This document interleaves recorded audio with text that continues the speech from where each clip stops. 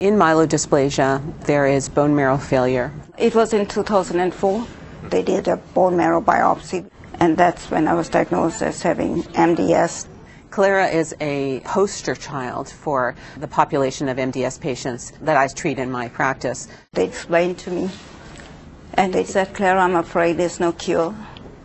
Your life will depend on blood transfusions." The majority of patients with myelodysplasia end up on red cell transfusions.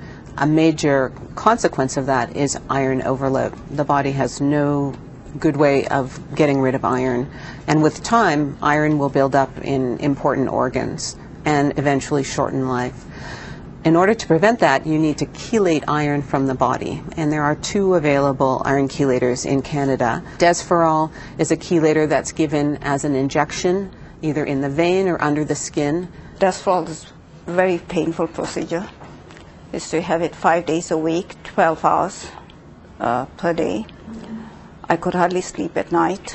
They were switching me from one arm to another. Then it got to a point there was no place. You know, I had all these blisters and whatever.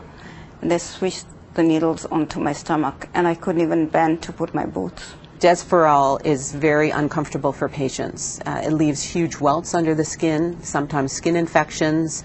That often leads to patients needing central lines that get infected, that can be life-threatening.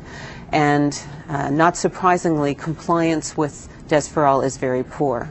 And poor compliance correlates with inferior survival. It was so painful. Sometimes I thought, oh, you know what, just pull this out and forget about it and end my life. But I couldn't do it.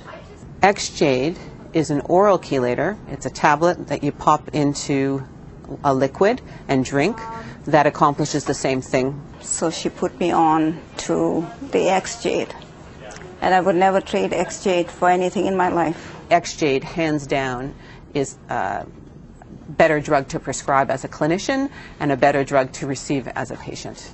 When people look at me, even my friends, they say it's really difficult to even think that I'm ill.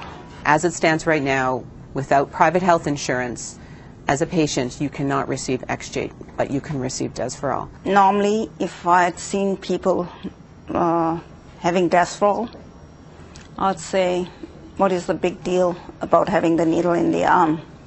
But I, as a patient, have experienced that, and I know how painful it is, how time-consuming it was. Unless you're a patient and you go through what patients have gone through with MDS, thalassemia, sickle cell, anemia, then only you realize how important it is to get funded for Xjade. I hope this story has helped you understand why we're urging the Government of Ontario to fund Xjade for myelodysplastic syndrome patients in Ontario. My name is Chris Meyer, and I'm with the Aplastic Anemia and Myelodysplasia Association of Canada. We're asking for your help. Please contact your local MPP or visit our website to learn more.